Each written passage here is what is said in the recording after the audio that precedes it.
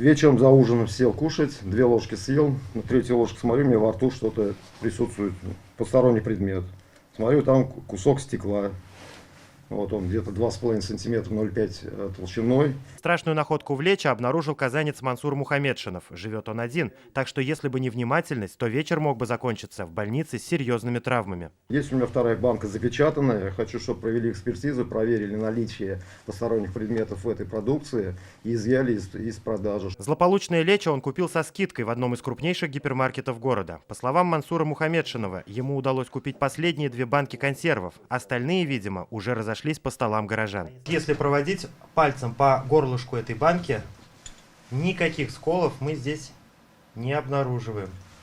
Ни сверху, ни по краям по резьбе.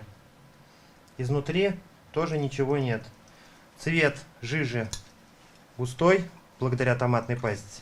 И что-либо обнаружить не представляется возможным. Как стекло попало в пищу, вопрос открытый. Осколок напоминает фрагмент резьбы стеклянной банки. Чтобы выяснить, откуда он в Лечо, Мансур Мухамедшинов обратился в Роспотребнадзор. Заявление написать по поводу некачественного товара, купленного вчера в Ашане. Я вам сегодня звонил насчет Лечо банки. Там стекло нашлось. Банки с Лечо здесь на экспертизу не приняли, но обещали в течение 30 дней разобраться в ситуации. По фотографиям только что проводится расследование. Но специалисты определят в рамках того, что возможно сделать в этой ситуации. Мы принимаем только документы. По законодательству, если товар будет признан небезопасным, то всю партию изымут из продажи. Однако за месяц продукцию в магазине могут раскупить, и изымать уже будет нечего. За разъяснением ситуации мы обратились в гипермаркет, где Мансур приобрел банку Лечо. Запечатанные банки стекол. Так. И после этого оформим возврат. От лица компании, от себя лично приношу извинения за доставленные неудобства. В любом случае мы создадим претензию для поставщика, отправим все фотоматериалы, все документы накладные отправим поставщику для того, чтобы возместить этот ущерб. Данную продукцию изымем из полки обязательно. Еще раз извините. На этикетке продукта указан адрес производителя и его электронная почта. Сегодня мы с ним связались. В Лечо обнаружил кусок стекла.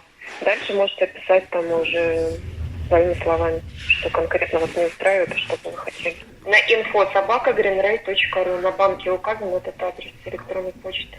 Они рассматривают где-то в течение недели, раньше, в зависимости от загруженности, отвечают. Вернуть деньги Мансур Мухамедшинов сможет в любой момент, но пока он собирается передать эти банки на независимую экспертизу и подать в суд на производителя.